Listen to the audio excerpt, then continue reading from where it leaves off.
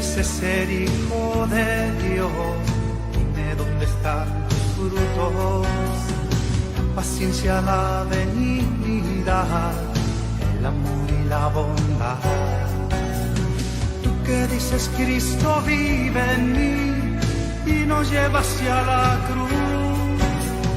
Tú que dices Cristo vive en mí y no andas en su luz.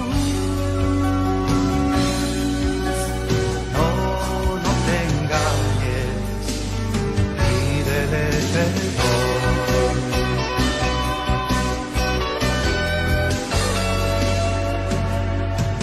Si no estás dispuesto a negarte cuando el diablo viene a tentar, cuando ves un necesitado, pasas como nada sin mirar. Dudo que Cristo viva plenamente en ti. Cuando al final te llame Él, ¿qué vas a decir? No te engañes, pídele perdón.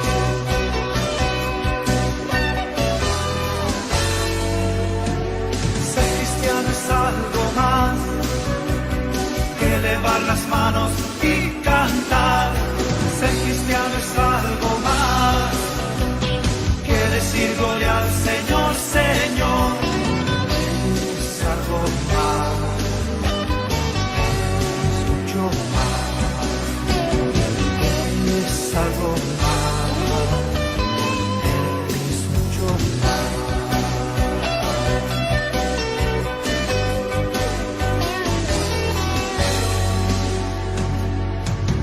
Canto se ha terminado, hay mucho por responder, el camino está muy largo, hay tanto por recorrer, hay tristeza y alegrías, abundancia y escasez, pero si eres buen cristiano, nada te hará caer.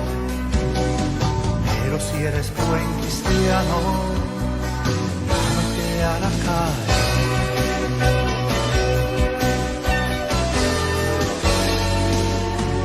Ser cristiano es algo más que elevar las manos y cantar.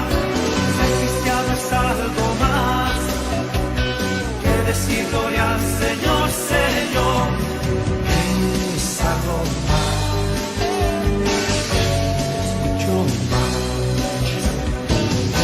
Es algo más, es mucho más.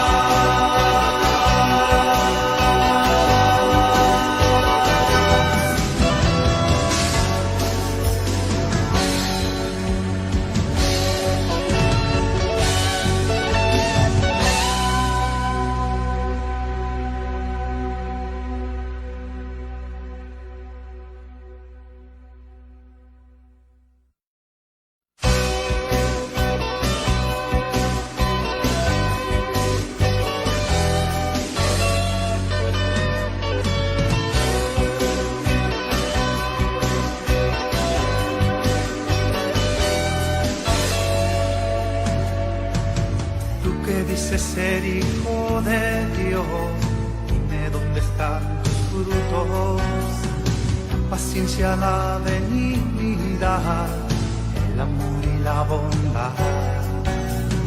Tú que dices Cristo vive en mí y nos lleva hacia la cruz. Tú que dices Cristo vive en mí y no andas en su luz.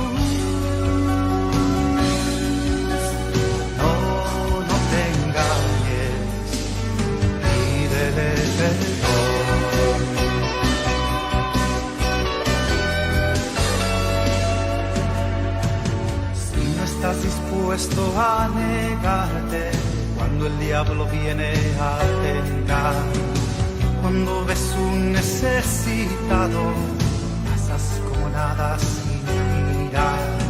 Dudo que Cristo viva plenamente en ti.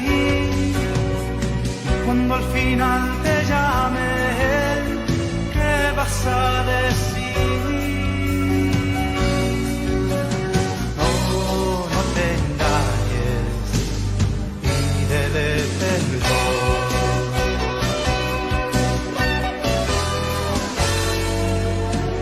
Ser cristiano es algo más que elevar las manos y cantar. Ser cristiano es algo más que decir gloria al Señor, Señor. Es algo más. En esta oportunidad, viernes 14 de abril, vamos a continuar con el ciclo de webinars gratuitos. En esta oportunidad, el tema para esta noche titula La persecución que la Iglesia sufrió por parte de los emperadores romanos. Quien nos acompaña para esta ocasión es el pastor Miguel Ángel Condoretti Flores, el facilitador del tema. Adelante, Miguel. Muy buenas noches, licenciada. Buenas noches a todos los presentes. Y bueno, comenzamos entonces con la exposición esta noche, encomendándonos al Señor, y después de ello ya entramos en materia. Señor Dios Todopoderoso, te damos gracias por esta oportunidad que nos brindas de poder seguir estudiando y formándonos, Señor, para ser mejores ministros para la gloria de tu nombre.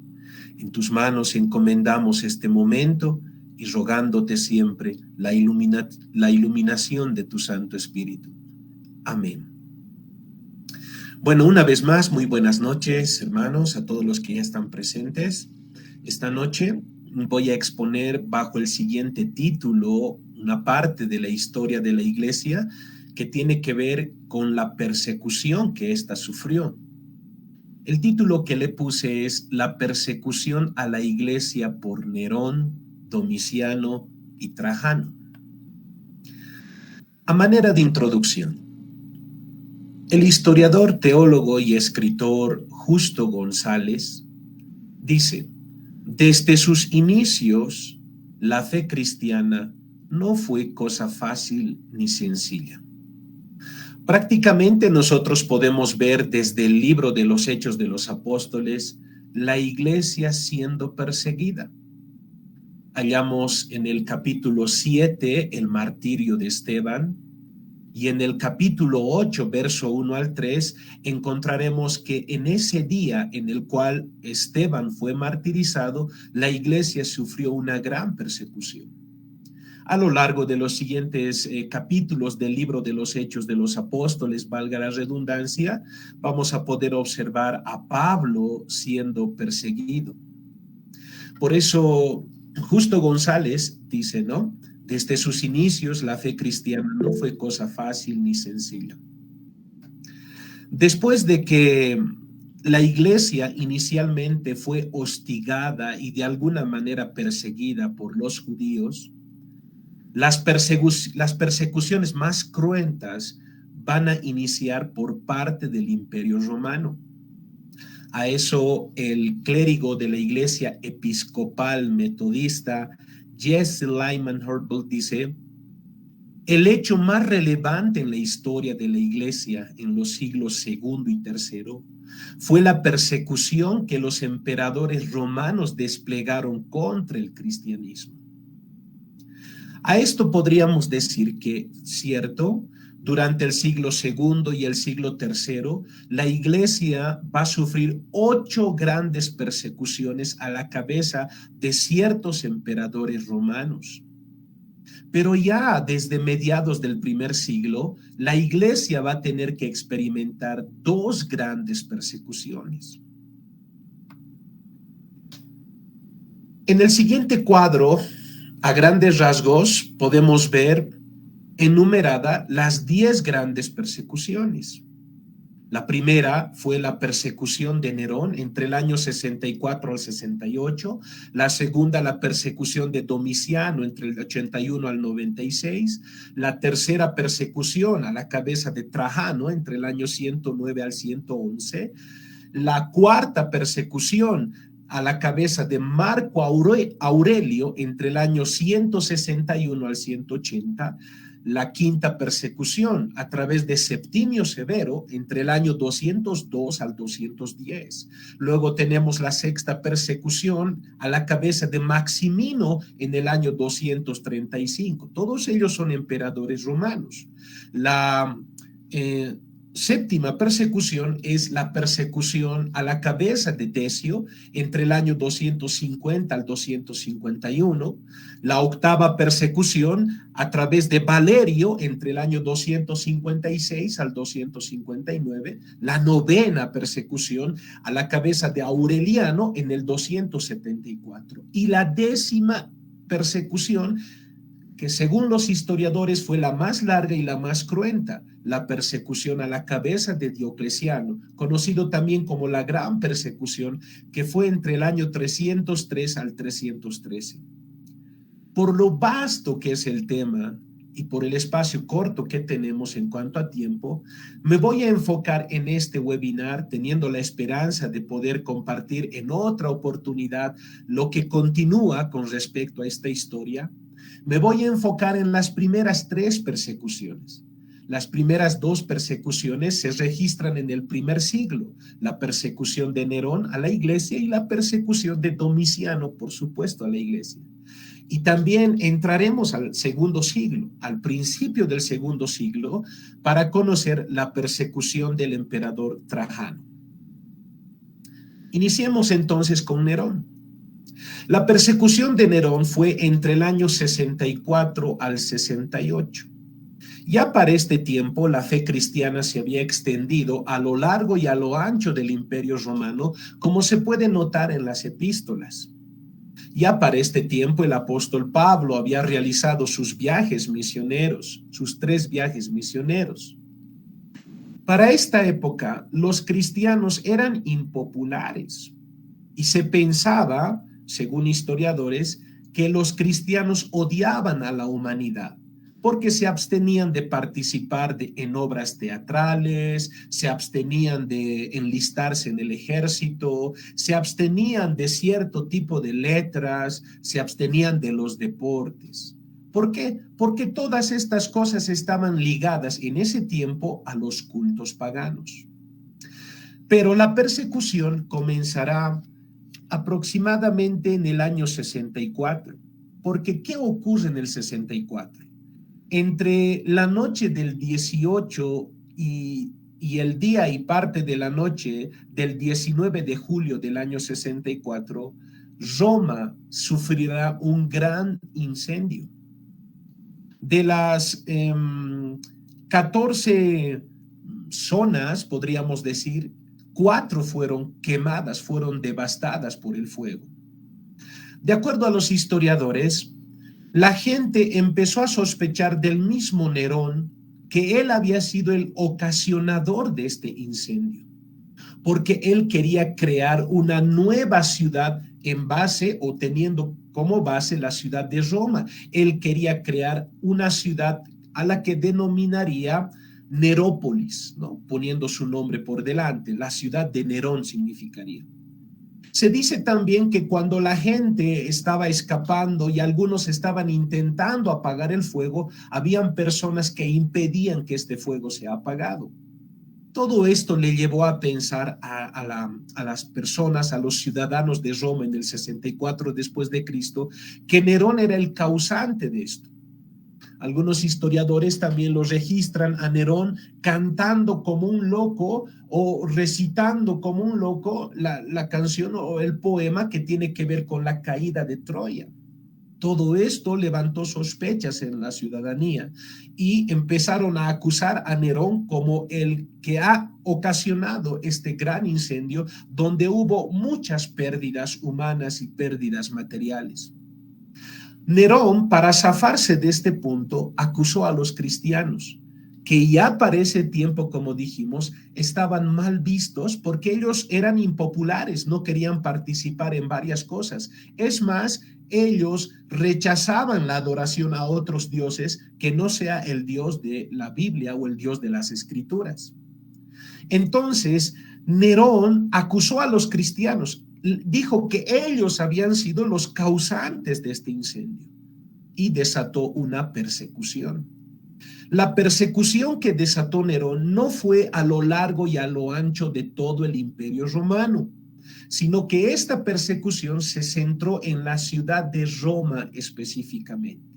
Y a la misma vez, entre aquellos que han sido martirizados en esta dicha persecución, valga la redundancia, vamos a tener a los dos apóstoles, que en Hechos Lucas los menciona mucho más que a los otros. Estoy hablando de Pedro y Pablo. La tradición cristiana dice que en esta persecución Pedro va a ser martirizado. Como él no es un ciudadano romano, entonces a Pedro lo condenan a morir de la muerte, de la forma más cruenta que podía morir una persona en ese tiempo, que era la muerte de cruz. Pedro fue martirizado en Roma. Entonces, lo que Pedro dice es que no lo crucifiquen así como el Señor Jesucristo, sino que lo crucifiquen boca abajo, al revés, porque él había negado al Señor Jesucristo 3 veces. Le conceden esa petición y Pedro muere crucificado boca abajo. Pero también en ese mismo tiempo, otro de los apóstoles, caudillos o paladines de la fe cristiana como es Pablo, será condenado a morir. Pero él sí tiene la ciudadanía romana. Por tanto, a diferencia de Pedro, él no va a morir de una manera cruenta en el sentido de ser crucificado. Él va a morir de la manera más digna que podía morir un ciudadano romano, es decir, por medio de la decapitación.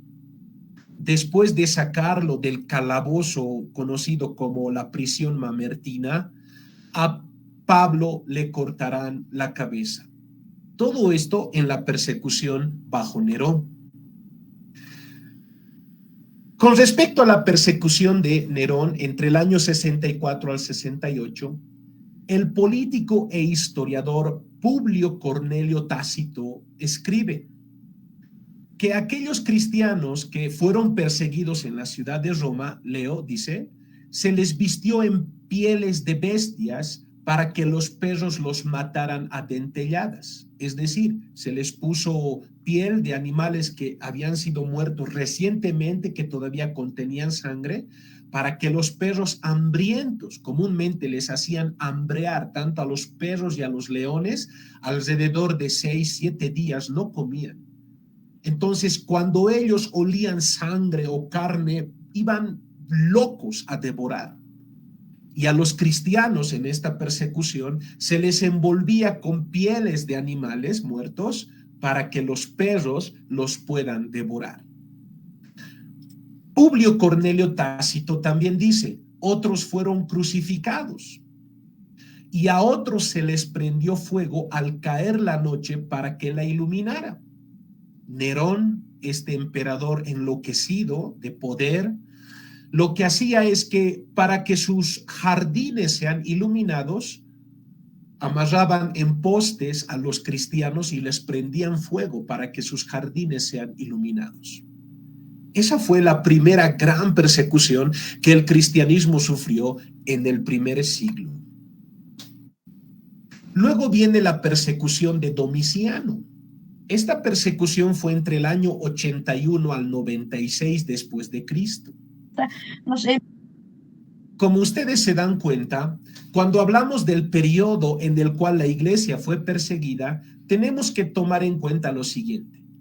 No es que la iglesia fue perseguida a partir de la persecución de Nerón del 64 hasta el año 313, donde se deja de perseguir al cristianismo por un edicto de Constantino, el edicto de Milán se conoce.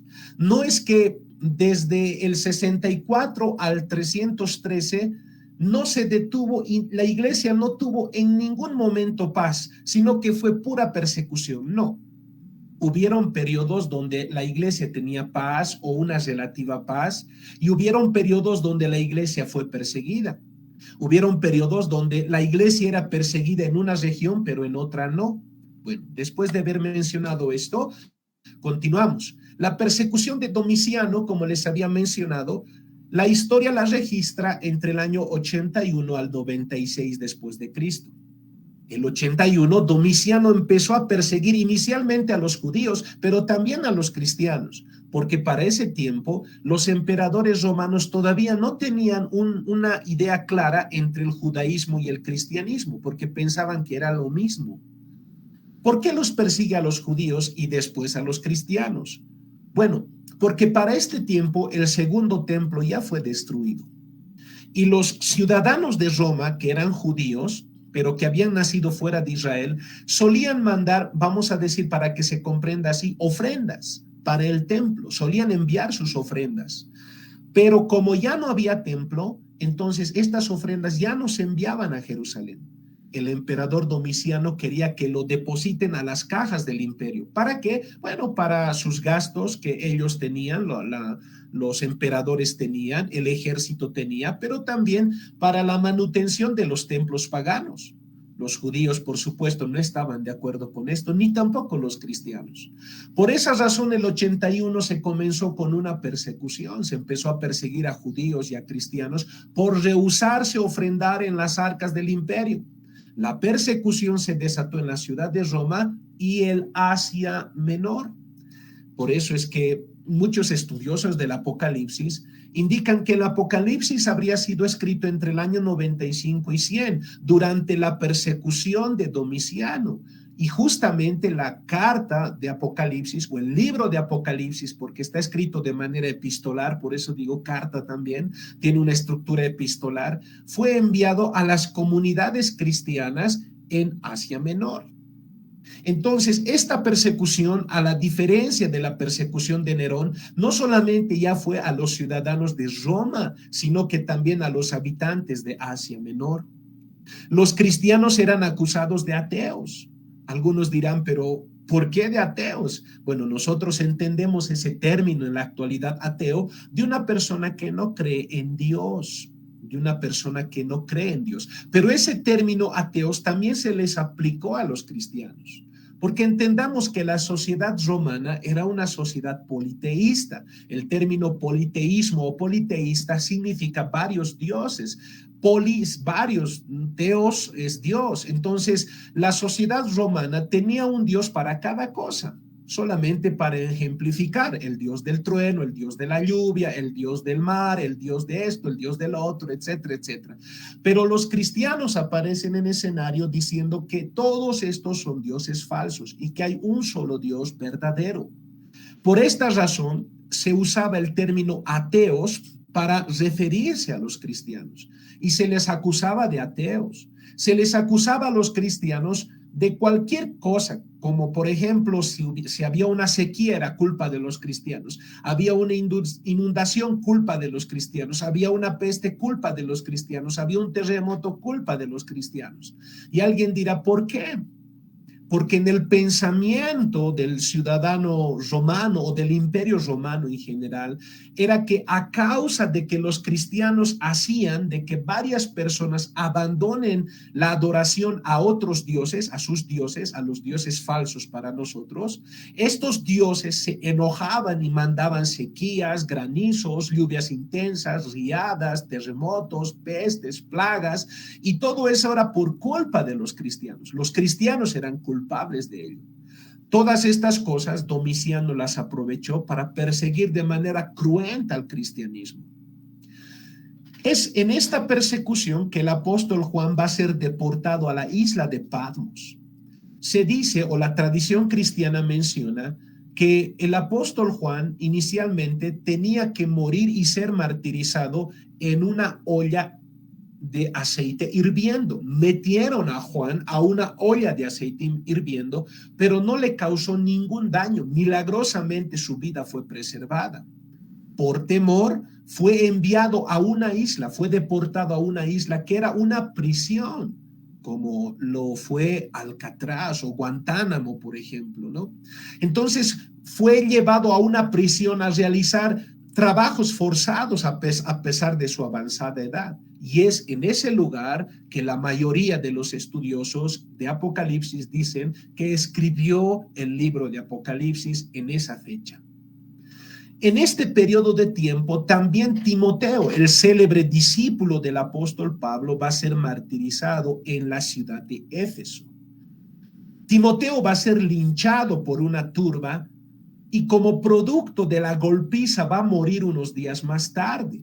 Estaban llevando una fiesta, más o menos una fiesta carnavalesca, una fiesta como carnavales, y Timoteo dice a la sociedad de Éfeso que eso está mal, que eso es idolatría, eso es paganismo. La gente se molesta porque seguramente también ya había muchos que estaban embriagados y aparte que odiaban al cristianismo, el cristianismo estaba siendo perseguido y lo golpean a más no poder a Timoteo y Timoteo fallece en este periodo de tiempo. Paso a la tercera persecución y esta es donde un poquito más de tiempo nos vamos a quedar porque juntamente con ustedes vamos a analizar un poco, vamos a leer un poco de un documento que nos va a dar mucha más luz con respecto a las persecuciones a los cristianos. Esta es la persecución de Trajano. La persecución de Trajano fue entre el año 109 al 111, repito, si es que se están anotando. Y si no lo están haciendo, no hay problema. Las personas responsables de la universidad o encargadas de los grupos de WhatsApp de la universidad, voy a enviarles este PowerPoint, esta presentación les voy a enviar para que puedan tenerlo también como documento y en la parte final ustedes van a ver las referencias, los libros que hemos consultado, ¿no? Para que ustedes lo puedan leer e ilustrarse mucho mejor. Bueno, vuelvo al tema. La persecución de Trajano fue entre el año 109 al 111. Ya hemos entrado al siglo II, hemos dejado ya detrás el siglo I. Hubo un periodo de relativa paz, pero nuevamente la persecución se levanta entre el 109 al 111 después de Cristo. Nosotros podemos tener mucha información acerca de esta persecución a través de una carta. Gayo Plinio saluda al emperador Trajano a través de una carta en el año 112 después de Cristo aproximadamente. Se lo conoce también como Plinio el Joven. Había otro personaje, Plinio el Viejo, pero este es Plinio el Joven.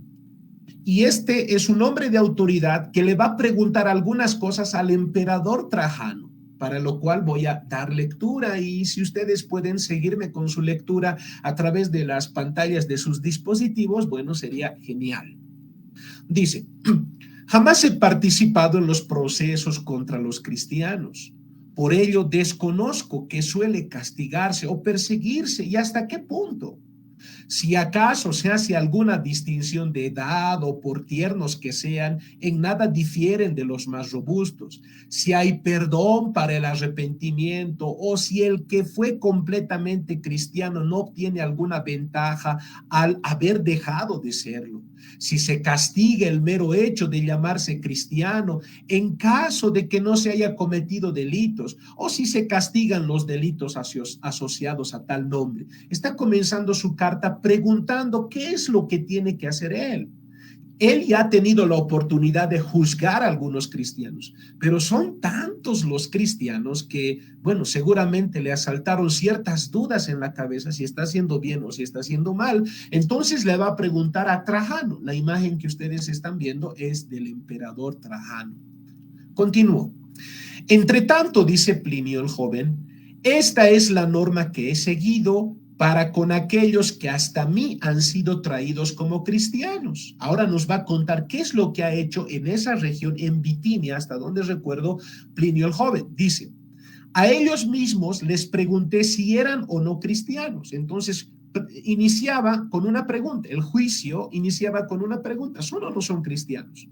Dice, a quienes confesaron que sí, les pregunté una segunda y una tercera vez con la amenaza de suplicio. Es decir, Plinio el Joven no quería directamente martirizarlos, sino que les preguntaba más de una vez si son o no son cristianos, ¿no? Si decían que sí, les preguntaba una segunda vez y en la segunda vez les decían, mira que tú puedes ser castigado, puedes ser torturado y asesinado si tú continúas con tu posición de que eres cristiano, ¿verdad? Entonces, eso es lo que está diciendo acá Plinio. Continúo. Dice, y ordené que se ejecutara a los que perseveraban. aquí nos está diciendo, y vamos a ver en la siguiente planilla, pero nos está diciendo que habían algunos que desistían de decir que eran cristianos. Han habido algunos que decían, sí, soy cristiano, una segunda vez, sí, soy cristiano, una tercera vez, sí, soy cristiano, entonces a la muerte. Pero habían algunos que a la primera o a la segunda decían, no, no soy cristiano. Veamos. En este segundo cuadro continuamos con la carta.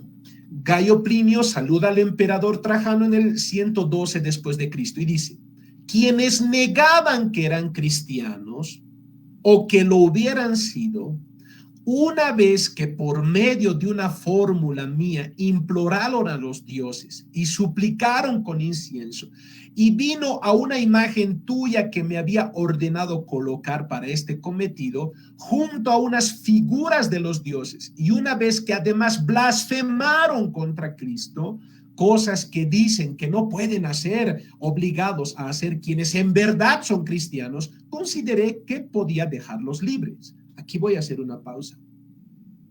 Entonces, lo que hace Gayo Plinio es preguntarles una y otra vez si son cristianos. Y muchos de ellos a la segunda o a la tercera vez ya negaban que eran cristianos. Pero para cerciorarse que realmente no eran cristianos, lo que hacía Gayo el joven o Plinio el joven es ordenarles entonces que presenten sacrificios y libaciones a los dioses romanos. Porque él dice, un verdadero cristiano no lo haría. Por otro lado, dice, he ordenado que traigan la imagen tuya, emperador, porque se consideraba que los emperadores eran hijos divinos, eran hijos de Dios, eran el hijo de Dios. Entonces, aquí Gayo dice, Plinio el joven dice, ¿verdad? Yo les ordené que puedan presentar ofrendas, libaciones a tu imagen, porque un verdadero cristiano no lo haría. Entonces, cuando ellos presentaban las ofrendas y blasfemaban contra Cristo, porque esa era otra de las cosas que se les pedía, entonces los dejaba libres. Aquí hago un pequeño paréntesis y seguro si existe la oportunidad de seguir hablando de este tema en un próximo webinar, lo haremos con más detalle, pero hay algo interesante. Muchos de estos cristianos que habían blasfemado el nombre de Cristo, habían ofrecido libaciones a los dioses falsos o a la imagen de un emperador, luego pretendían volver a la iglesia y no eran recibidos. Ahí ocurrió uno de los primeros problemas entre el siglo II y III, porque habían algunos cristianos que habían logrado sobrevivir. ¿Me vas a quedar aquí conmigo? Ya, aquí quedamos. Hermana, su micrófono, por favor. Gracias. Bueno, perdón, como les decía, entonces habían algunos cristianos que habían logrado sobrevivir, pero estaban maltrechos, porque tenían cicatrices horrendas en el cuerpo, ya sea del fuego, de los dientes de algún animal, de la espada, o estaban mutilados de alguna parte del cuerpo, y ellos continuaban congregándose en secreto en periodos de persecución. Pero venían aquellos que habían blasfemado incluso el nombre de Cristo solo para no ser muertos y querían participar del culto de la Santa Cena o del culto, y no les permitían. Y ahí hubo un conflicto grande, porque algunos decían, tenemos que recibirlos con misericordia, porque actuaron como Pedro, ¿no? Negaron a Cristo, pero que ahora van a permanecer firmes, y cosas así sucedían. Y otros decían, no, es que si negaron es que porque no son realmente cristianos. Hubieron también problemas internos en épocas de persecución. Continúo. Con el mouse, con el cursor estoy señalando la parte que estoy leyendo. Dice, otros nombrados por un delator declararon que eran cristianos y poco después lo negaron. Dijeron que lo habían sido ciertamente, pero que habían dejado de serlo, algunos hacia ya 3 años, otros ya hace muchos años antes, algunos incluso 20. Incluso algunos cristianos decían, bueno, yo era cristiano, pero hace 20 años. Y muchos de ellos decían solo por salvarse. Y algunos, sí, era cierto, habían dejado de ser cristianos. Es que lo que ocurría en ese tiempo también ocurría en este tiempo, hermanos. Por eso hay muchas cosas que aprendemos de la iglesia primitiva, pero no es bueno idealizarla.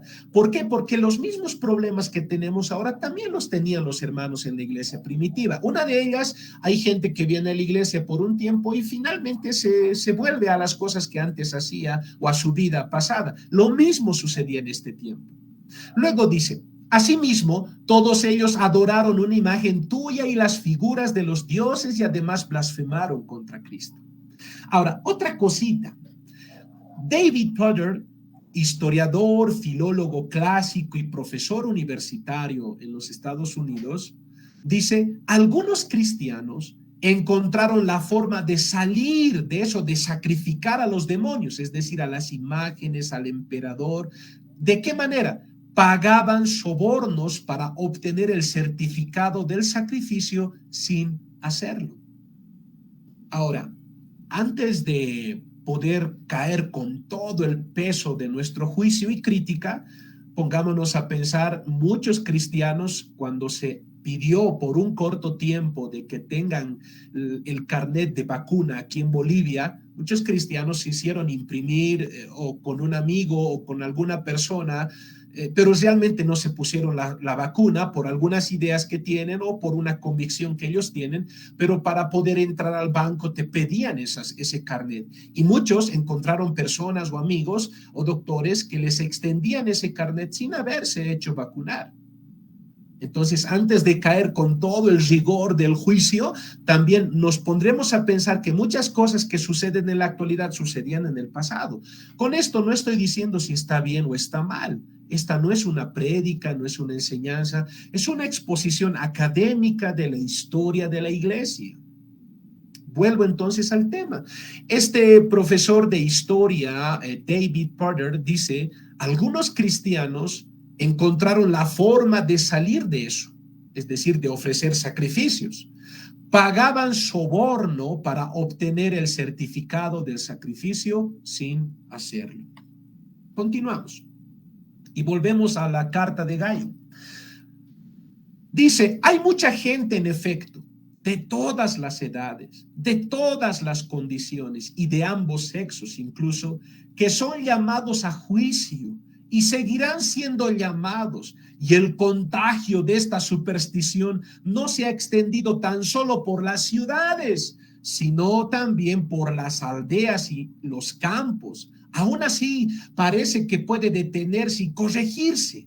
Sin embargo, hay suficiente constancia de que los templos casi ya abandonados han comenzado a frecuentarse y que se vuelven a celebrar los sacrificios rituales hace tiempo interrumpidos. En palabras sencillas, ¿qué está contando aquí Plinio? Plinio el joven está diciendo que la fe cristiana no solamente se la podía encontrar en las ciudades, sino hasta en los pueblos. Y el cristianismo se había extendido para la época de Trajano de tal manera que muchos templos de dioses paganos habían sido abandonados. Estaban vacíos y estaban abandonados, pero a causa de la persecución, muchos estaban dejando el cristianismo y volviendo a sacrificar a los demonios, a los dioses paganos. Eso es lo que está diciendo. Miren cómo la fe cristiana se había extendido de tal manera que habían quedado algunos templos vacíos en esta época. Seguimos con la carta de Plinio. Dice: afirmaban, no obstante, que toda su culpa o error había sido que tenían una costumbre, reunirse en un día establecido. De acuerdo a los escritos de esa época, ese día establecido era el Dominicus Die. De ahí viene nuestra palabra domingo, el día del Señor, luego lo van a llamar. Ellos se reunían el primer día de la semana, dice, antes de la salida del sol, y recitar alternativamente cántico a Cristo como si fuera un Dios, y obligarse mediante juramento no a crimen alguno, sino a no cometer robos, ni latrocinios, ni adulterios, ni faltar a la palabra dada. La costumbre era retirarse y reunirse de nuevo para tomar una comida, por lo demás normal e inofensiva. Puede ser que Plinio, al referirse a esa comida, se está refiriendo a la cena del Señor, o a los ágapes. Tanto los ágapes y la cena del Señor estaban muy vinculados en este tiempo. Es decir, ellos participaban del pan y del vino, pero también participaban de una comida a la que se denominaba ágape. Para Plinio todo esto era inofensivo. En otras palabras, él no entiende por qué realmente se los está persiguiendo, porque ellos no están conspirando contra Trajano, ellos no están ideando planes macabros, solamente se reúnen para adorar a Dios, se reúnen para jurarse ellos mismos a no cometer pecado alguno, mentira, robos, adulterios. Entonces, como que Plinio no entiende por qué se les está persiguiendo. Es probable que por eso le haya escrito esta carta a Trajano. Continúo. Dice, por todo esto, estimé especialmente necesario interrogar por medio de tormentos, es decir, torturas, a 2 esclavas que se decían ministras, servidoras del culto. Ahí hay 2 cositas. El término esclavo. Otra de las cosas por las que el Imperio Romano estaba persiguiendo a la iglesia es que estaban borrando esas diferencias sociales que había en el Imperio Romano y que estaban muy marcadas. Entonces, habían esclavos que se convertían a la fe y por obra y gracia de Dios llegaban a ser ministros, llegaban a ser pastores, y alguien que es de la alcurnia del Imperio Romano, que también es un cristiano, tenía que llamarle pastor y aprender de este, que es un esclavo. Esas cosas no eran bien vistas en el imperio. Esa fue una de las razones por las cuales los cristianos fueron perseguidos. Continuamos. Entonces, en esta persecución de Trajano, entre muchos que van a morir, tenemos a Ignacio de Antioquía. Ignacio de Antioquía sufrió el martirio bajo la persecución de Trajano. Ignacio era obispo de Antioquía. Antioquía está al norte de Israel. Desde ese lugar, desde el norte de Israel, fue conducido hasta Roma. Y en parte de su carta, Ignacio dice, desde Siria hasta Roma he venido luchando con las fieras por tierra y por mar, de día y de noche, viniendo atado entre 10 leopardos. Lo interesante de Ignacio de Antioquía es que mientras estaba siendo conducido este obispo, estaba siendo conducido al martirio a Roma, él se puso a escribir cartas y escribió 7 cartas. Entre ellas, escribió cartas a la iglesia de Roma, a los de Éfeso, a uno de sus consiervos que es Policarpo de Esmirna. Dice, miren, Ignacio en la carta a los romanos les pide que no intervengan y que le permitan ser un mártir de Cristo. Miren, parece que habían ciudadanos romanos que tenían cierto poder económico y político que no querían que muera este amado pastor. Entonces, seguramente le propusieron a través de mensajeros o carta el que podían interceder por él para que no muera en el circo romano. A esto responde en su carta a los romanos: tened paciencia conmigo, sé lo que me conviene. Ahora estoy empezando a ser un discípulo. Que venga el fuego y la cruz y los encuentros con las fieras, las dentelladas y magullamientos, huesos dislocados, miembros cercenados, el cuerpo entero triturado. Vengan las torturas crueles del diablo a asaltarme, siempre y cuando pueda llegar a Jesucristo. Para él, para este hombre llamado Ignacio de Antioquía, no era malo el morir por causa de Cristo, sino más bien para él era un privilegio. Y él ruega a la iglesia de Roma que no le impidan morir como un mártir.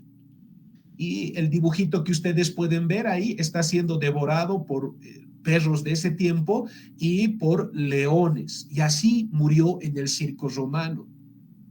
Por otro lado, en las cartas que éste escribe, mientras está siendo conducido al martirio, él tiene una preocupación porque hay falsos maestros y falsos profetas. Y voy a decir algo al respecto. Dice, a Ignacio le preocupaba enormemente los falsos maestros, a los que llama bestias salvajes, perros rabiosos, lobos engañosos. De dos grupos en específico se está hablando, de los judaizantes y de los docetistas. Pero yo quiero que noten algo, y de a poco estoy llegando al final de esta presentación. Quiero que noten algo. A veces uno se puede poner a pensar de que si se levantase una persecución en este tiempo, sería como que se va a cernir, que solo los verdaderos cristianos van a quedar y los falsos van a ser abandonados o van a volver al mundo, no sé, van a apostatar de la fe. Se puede pensar eso. Pero la historia nos muestra que no siempre ocurre esto. Porque en medio de la persecución aún tenemos a los judaizantes. En medio de la persecución aún tenemos a los gnósticos y entre ellos a los docetistas. ¿Por qué se les llama docetistas? Bueno, la palabra griega dokeo, traducido al castellano, significa apariencia o aparentemente. Los docetistas enseñaban que Jesucristo realmente no había venido en carne.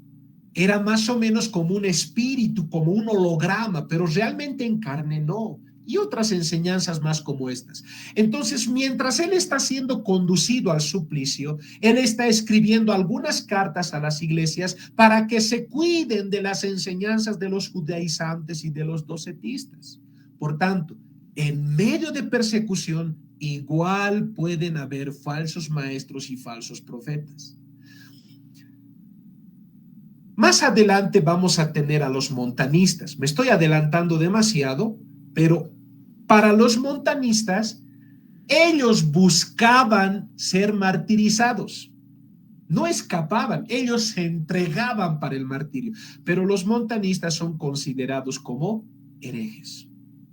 Porque para el Imperio Romano todos eran lo mismo. O sea, ellos no decían, eres tú un trinitario, eres un unicitario, eres docetista, eres cristiano, o eres de tal grupo, o eres de cual grupo. No, ellos a todos los que decían ser cristianos los perseguían. Bueno, continuemos. Con respecto a la persecución de Trajano, tenemos a un historiador. A este historiador se lo conoce como el padre de la historia de la iglesia cristiana, así como a Heródoto se lo conoce como el padre de la historia universal. A Eusebio de Cesarea de Palestina, se lo conoce como el padre de la historia cristiana. Él es el primer historiador. Para algunos, no, para algunos es Lucas, un historiador inspirado. Pero bueno, se lo conoce como el padre de la historia a Eusebio de Cesarea. Y él va a decir que en ese periodo de tiempo, bajo la persecución de Trajano, comenzó a circular una malvada y blasfema sospecha entre los paganos de aquellos tiempos, de que practicábamos el incesto con madres y hermanas y que participábamos de alimentos infames. Les explico, ¿a qué se está refiriendo? Aparte de acusarlos de varias cosas a los cristianos, una de las cosas por las que les acusaban era que ellos se casaban entre hermanos, entre hermanas. Claro, es que en la iglesia ya desde ese periodo de tiempo se solían llamar por hermano, hermana. Así como ahora saludamos, hermano, buenos días, hermana, buenas noches y viceversa. Entonces ellos lo tomaban de manera literal y pensaban que estos grupos de cristianos se están casando entre hermanos. ¿Y eso qué va a ocasionar? Va a degenerar la sociedad romana físicamente. Porque si ustedes se dan cuenta, ellos amaban bastante la belleza humana. Lo podemos ver a través de sus esculturas. Las esculturas de sus dioses comúnmente y generalmente tienen cuerpos esculturales, tanto de varones y mujeres. Entonces ellos practicaban también, por herencia de los griegos, la gimnasia. La gimnasia, los deportes en ese tiempo se practicaban totalmente desnudos o casi desnudos. Y ellos amaban de pronto la forma escultural y bella de los cuerpos varoniles y femeninos y aborrecían cualquier malformación. Es por eso que un español, César Vidal, menciona de que cuando les nacía un niño con alguna malformación, los romanos, la sociedad romana, tenía el derecho de poder ir a botarlo a cierto lugar, al basurero, a su hijo, para que muera o se lo coman los perros. Lo que sucedía era que los traficantes de esclavos iban y veían si tenía alguna malformación en sus extremidades, lo dejaban morir, o si tenía solamente un labio leporino o era ciego, podía servirles para algo y los criaban como animales para venderlos como esclavos. Ahí el cristianismo lo que hacía era criarlos a estos niños que eran botados, los criaban, eran como guarderías, los criaban, eran como refugios para estos niños. ¿Quiénes los criaban? Principalmente las viudas, las ancianas o también las doncellas, porque habían mujeres jóvenes que habían decidido permanecer vírgenes toda su vida y dedicarse al servicio del Señor. Pero volviendo al tema, entonces la sociedad romana decía, esto es espantoso, porque si se están casando entre hermanos, van a nacer personas deformes. Era otra de las razones por la que se les perseguía. Pero a la misma vez porque pensaban que esos niños deformes que nacían en estos cultos, que eran cultos orgiásticos, ellos creían que eran cultos orgiásticos donde se reunía la iglesia, esos niños que nacen con el tiempo, a esos mismos niños se los comen practicando el canibalismo. A eso se está refiriendo este historiador. Asimismo, el historiador Eusebio de Cesarea también nos menciona a los gnósticos, herejes que existían durante este tiempo y van a persistir por el siglo, todo el siglo II y parte del siglo III.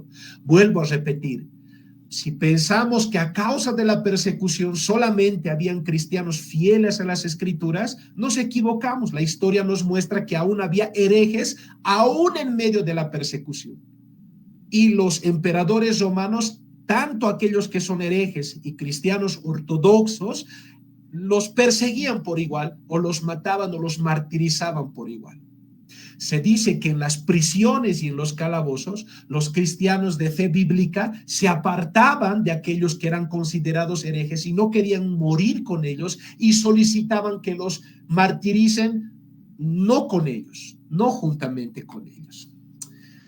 Bueno, las referencias que he tomado, ahí lo pueden ver en la pantalla. Como les había mencionado anteriormente, voy a pasar este documento a las autoridades de la universidad para que lo puedan publicar también y lo tengan ustedes a manera de referencia y busquen estas referencias de libros que he consultado. Bueno, muchísimas gracias por su tiempo, por su atención y hasta aquí puedo exponer lo que me propuse compartir con ustedes, hermanos en la fe. Muchas gracias. Dejo el espacio a la licenciada. Adelante, licenciada Isabel, muchas gracias. Muy bien, Miguel. Bueno, en esta oportunidad ha sido provechoso el tema, de gran bendición, puesto que hemos visto los suplicios, penas que ha tenido que pasar la iglesia primitiva. En este sentido, si alguno de los estudiantes tiene alguna pregunta, la puede dirigir a la sección de mensajes de la plataforma. Ya estamos en el Meet en este momento. El arquitecto Jorge Dockweiler dice, muy buena explicación, felicitaciones, procesar la historia con pensamiento analítico, crítico y reflexivo es apasionante. Claro que sí. Debemos de considerar que durante todo este periodo del inicio de la iglesia primitiva, no todo fue agradable, ¿verdad? Muchas veces nosotros contemplamos este periodo de tiempo como un periodo ideal. Sin embargo, en nuestros días, al parecer, tenemos las mismas características, solo que las penas y los suplicios no los hemos afrontado aún. Muy bien, vamos a ver algunas preguntas. Entre alguna de ellas, mi persona tiene una pregunta para ti, Miguel Ángel. A tu parecer, ¿qué puntos podrías considerar en nuestros días relacionado a los problemas que se veía en la época de la iglesia primitiva? ¿Tendremos las mismas características? ¿Habrán algunas que nos favorecen? ¿Habrán algunas que enaltecen la iglesia primitiva?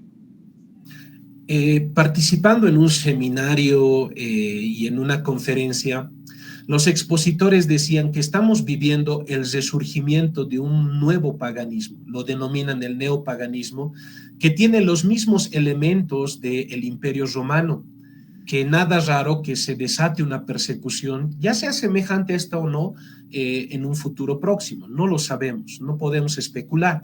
Sin embargo, al igual que la sociedad romana era hedonista, la sociedad que ahora nosotros tenemos también es una sociedad hedonista, al igual que la sociedad romana era una sociedad relativista, porque bueno, nadie tiene la verdad en la sociedad romana. Si tú quieres adorar a un dios y te sientes bien, pues hazlo. Yo adoro otro dios y me siento bien y lo hago. Ese mismo relativismo también lo tenemos en la actualidad. Al igual que en la sociedad romana vamos a encontrar un pensamiento pluralista. Pluralista significa todos tenemos cierta parte de la verdad, pero cada quien adora como quiere y a su manera a Dios. Así era el Imperio Romano.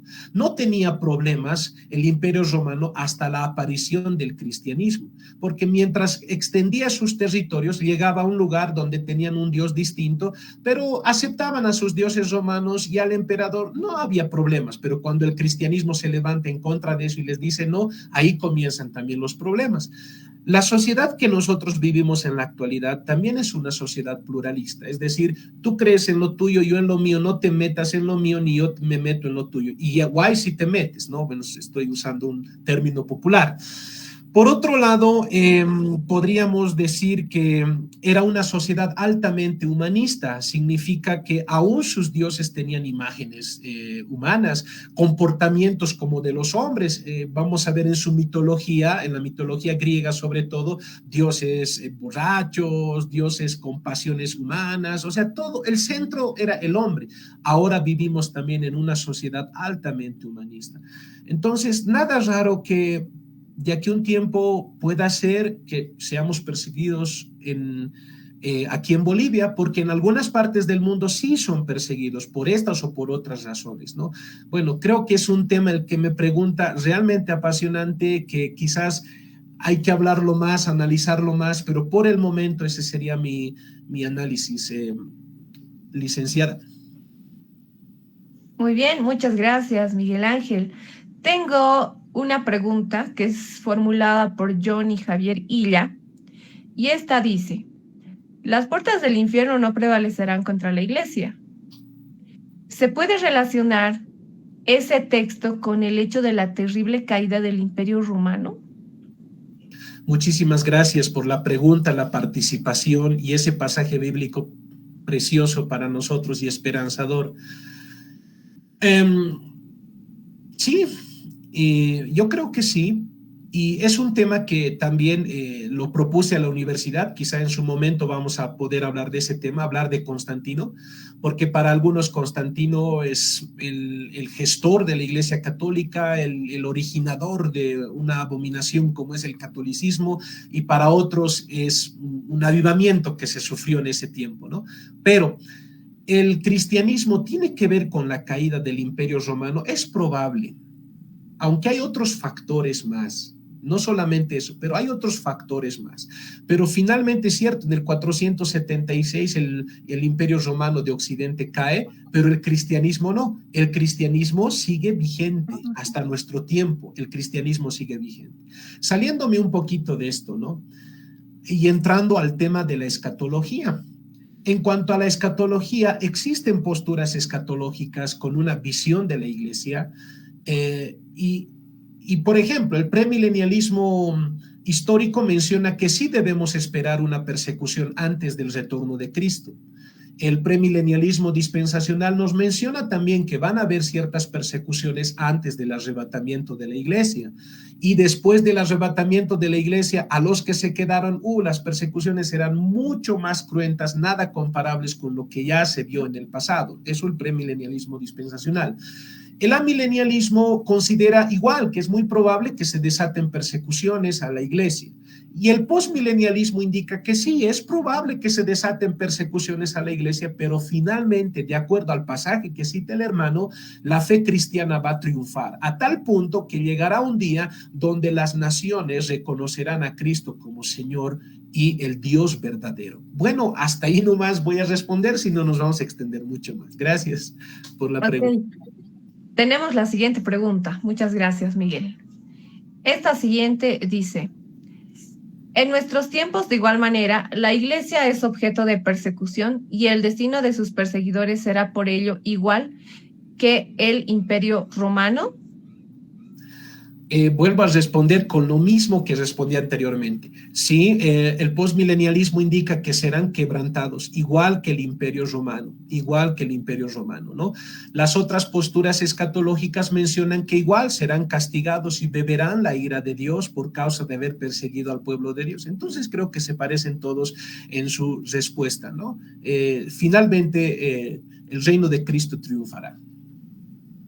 Amén. Víctor Eduardo Ramos Playa dice: realmente era gente que de verdad tenían amor a Cristo y morían estando seguros de su tan anhelado encuentro con aquel que habían creído. Por eso tomaban la muerte como ganancia. Muy bien. Hasta este punto hemos leído las preguntas, posturas, aportes y se ha realizado un análisis crítico. Así que, como comentaba también Miguel Ángel, no tomen esto, ¿no?, como una forma de imposición. Esto es parte de un material académico, el cual también puede ser analizado. Se puede tener incluso un conversatorio continuo a partir de estos hechos. Muy bien, Miguel Ángel, yo creo que vamos a tener un próximo encuentro, puesto que faltan algunos temas más que estabas comentando al principio, porque no eran los únicos que son mencionados tras las persecuciones. Así que, Miguel Ángel, muy atentos con tu respuesta para el próximo webinar. Y sin más, terminemos este tiempo con una oración. Recuerden que este video está siendo guardado, almacenado en nuestras plataformas a través del Meet.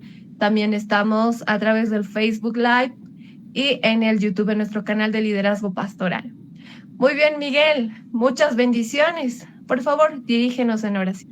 Por supuesto que sí, licenciada. Señor, te agradecemos por este espacio que nos has brindado, donde hemos podido conocer algo más de la historia de la Iglesia.